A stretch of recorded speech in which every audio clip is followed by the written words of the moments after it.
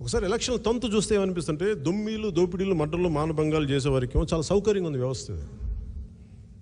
మనం traffic rules పాటించి ట్యాక్సులు కట్టి అన్ని సార్ అంటే మనల్ని సాగు కొడుతూ ఉంటాం. అంటే దొమ్మీలు దోపిడీలు చేసేవాళ్ళని ఎన్నుకుంటే నాకు మొన్నది ఈ మాట ఎందుకన్నానంటే, మొన్న హోంమంత్రి రేపల్లిలోనే ఇక్కడ ఒక సంఘటన జరిగితే, ఒక మానభంగ సంఘటన జరిగితే, ఇట్లా మానభంగం జరిగింది కదా మీరంటే, పాప యాక్చువల్ మానభంగం చేయాలని రాలేదండి.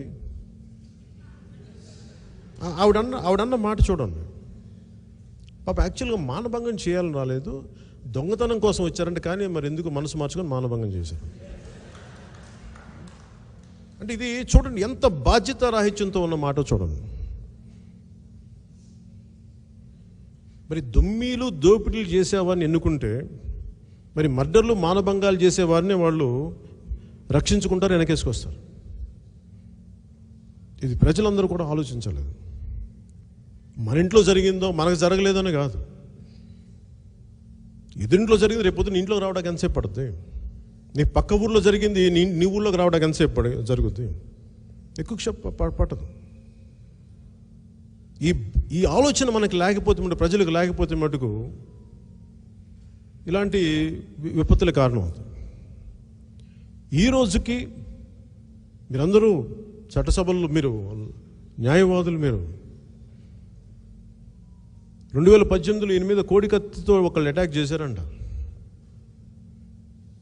చేతికి గాయమైంది, సిఎస్ఎఫ్ ఉండగా గాయమైంది. నేను వైద్యం కూడా ఇక్కడ చేయించిన ఆంధ్రప్రదేశ్ వైద్యుల మీద నాకు నమ్మకం లేదు, ఈ ఆంధ్రప్రదేశ్ పోలీసుల మీద కూడా నాకు నమ్మకం లేదు, ఆంధ్రప్రదేశ్లో ఉన్న వ్యవస్థల మీద ఏది నమ్మకం లేదని చెప్పి నువ్వు తెలంగాణకు హైదరాబాద్కి వెళ్ళి అక్కడి నుంచి పెట్టుకున్నారు తప్ప, దానికి వంతగా అప్పుడున్న పెద్దలందరూ కరెక్టే అని చెప్పారు, including former IB chief Narasimhan గారితో సహా. వాళ్ళందరూ రిటైర్డ్ అయ్యి వెళ్ళిపోయారు, కానీ వ్యక్తులు శిక్ష పడలా. ఆ కోడికత్తి చేసిన అబ్బాయి ఏమంటో తెలియదు, మనకు ఎవరో తెలీదు, అతను శిక్ష పడలా. కానీ మన జన సైనికుడు ఎవరో, మాకు పెన్షన్, మాకు చదువులకి మాకు ఫీజు రీఎంబర్స్మెంట్ రావట్లేదంటే వాళ్ళ మీద ఎస్సీ ఎస్టీ అట్రాసిటీ కేసులు పెడతారు. మీ మీద దాడి చేసిన వాళ్ళేమో మీరు కూర్చోబెట్టి మీరు అందరం ఎక్కించుకుంటారు. మాకు ఫీజు రీఎంబర్స్మెంట్ రాలేదని ఒక చెప్పిన పాపానికి మీరు వాళ్ళ మీద ఎస్సీ ఎస్టీ అట్రాసిటీ కేసులు పెడతారు, మా నాయకుల మీద కేసులు పెడతారు, మా వాళ్ళ మీద దాడులు చేస్తారు.